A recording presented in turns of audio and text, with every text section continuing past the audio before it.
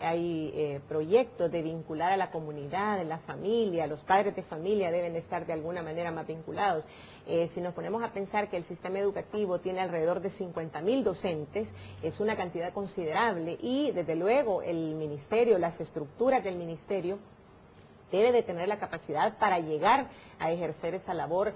más que de control, nosotros la vemos como una labor de seguimiento, de acompañamiento, de aporte, porque la labor que tiene el docente efectivamente en el aula es la labor más importante de todo el proceso. Y lo decía el señor ministro el día de la entrevista, muchas veces hemos enfocado nuestra atención en el tema indicadores, mediciones, este control nos lleva a tal medición y hoy el dato es punto menos o punto más, desde luego eso es importante, pero también es importante verificar que todas esas acciones estén llegando al aula y ese es precisamente el objetivo.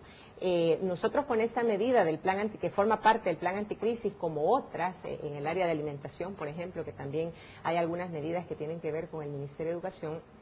Esta medida lo que se trata es, en primer lugar, de paliar la situación crítica que están teniendo la mayoría de familias, sobre todo de los sectores más pobres, más vulnerables del país, ante la situación crítica mundial a nivel económico. Y esta medida pretende un poco paliar esa situación y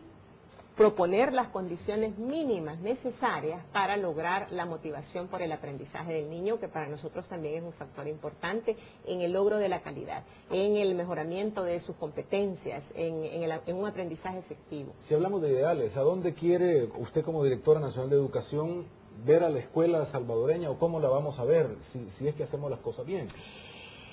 Bueno, nosotros,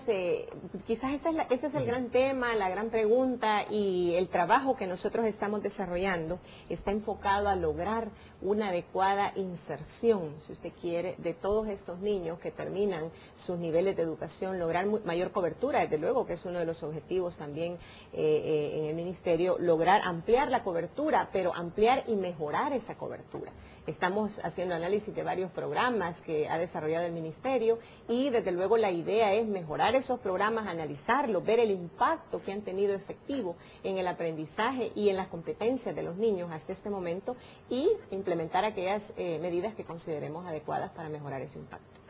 ¿Hay por ahora análisis sobre contenido educativo? No, realmente en este momento,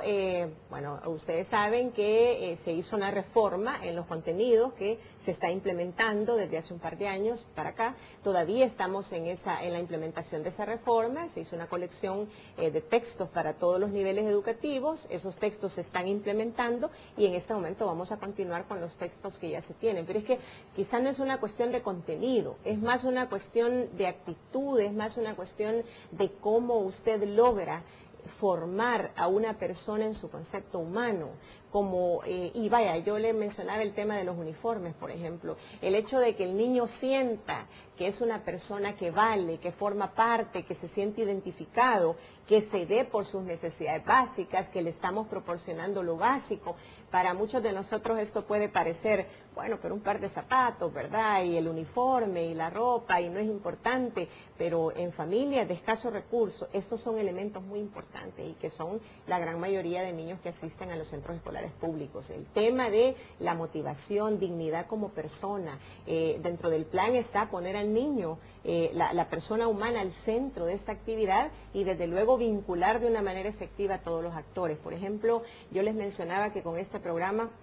nos estamos vinculando de una manera, con una coordinación de la Secretaría Técnica de la Presidencia, nos estamos vinculando efectivamente con instituciones que también trabajan en esta misma línea y que nosotros consideramos también que una labor de articulación de las actividades de las instituciones del Estado también es importante para que todos vayamos en la misma línea. Es así como INSAFORP, que ha mostrado muy buena disposición a trabajar con nosotros, están con toda la disposición de poner todo el aparataje que ellos tienen en el tema de capacitación en esta línea, en esta idea, con AMIPE, que también está trabajando con nosotros, las municipalidades que hemos consultado, pues ellos están muy interesados en coordinar con nosotros este esfuerzo. Y aquí vemos entonces, y esto es a nivel local, cada una de los municipios va a tener una organización específica para poder coordinar eso. Entonces, ya eso nos da un sentido de identidad alrededor de qué, alrededor de la escuela, alrededor del niño, alrededor de las necesidades que él tiene y su familia. Alrededor de esa integralidad, como lo está viendo, y usted viene del mundo universitario, sabe que todo debería estar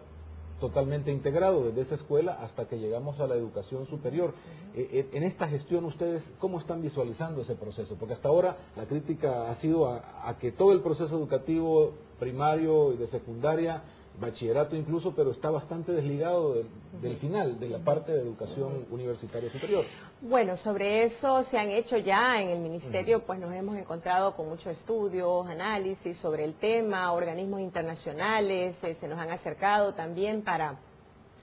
ver cómo nosotros estudiamos qué es lo que pasa, dónde es que está ese vacío, ¿verdad? Ese corte que se da entre la educación básica, la educación media y la educación superior, que efectivamente tenemos ahí un vacío importante, alrededor de 100.000 jóvenes estudiando en las universidades salvadoreñas, entre la universidad pública y las universidades privadas. Eso efectivamente tenemos un corte de la población de alrededor de 140.000 jóvenes que están a nivel de media. Tenemos un corte importante en ese aspecto, y nosotros pensamos hacer un estudio sobre cómo vamos a mejorar digamos, la empleabilidad de estos jóvenes cuando salen de la escuela y cuando van a accesar a la universidad. ¿Cuáles son las características que necesitan? Y la relación con los colegios o la educación privada, ¿cuál es el concepto que tiene? Bueno, la educación privada, usted sabe que la Ley General de Educación pues también norma los centros privados, y precisamente el Ministerio de Educación está encargado. Nosotros tenemos una unidad que se llama ahora el Departamento de Acreditación, antes se llamaba Centros Privados y Acreditación, ahora es el Departamento de Acreditación, y esta unidad tiene como su misión principal estar de cerca con los centros privados para vigilar que se aplique la normativa, pero más que vigilar que se aplique la normativa, nosotros queremos ahora promover temas de calidad y desarrollo de las instituciones privadas, porque también el sector privado tiene una cantidad importante de jóvenes que se están formando en sus colegios. Entonces, para nosotros es importante incorporar, digamos, no tener una relación distante con estos centros, sino más bien tratar de tomar acciones, como por ejemplo el proceso de acreditación que llevan las instituciones, tomar acciones para que ese proceso sea, como debe ser un proceso de autoevaluación y de acreditación, un proceso de mejoramiento continuo de la calidad. Esa es un poco la idea que tenemos en el tema de las instituciones privadas. Le preguntaba eso porque el sueño de todo ciudadano es poder enviar sus hijos a la educación pública, para no tener que pagar por educación privada, claro, sino que de sus propios impuestos recibir ese recurso. No sé hasta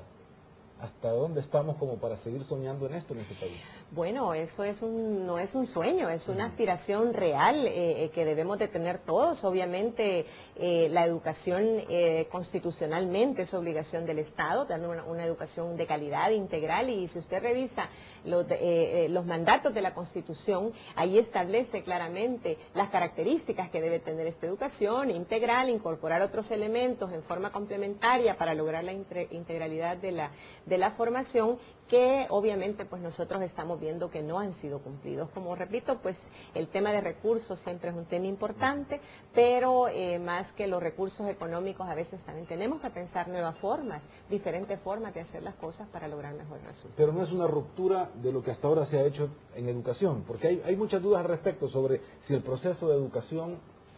la continuidad o romperlo por completo. No, realmente no se puede. Bueno, volviendo el tema de la educación es un tema que debe tener continuidad para lograr su efectividad. Esto es un tema que da resultados con el tiempo, de mediano y de largo plazo. Hay programas que se están implementando, el tema de ampliación de la cobertura, por ejemplo. Nosotros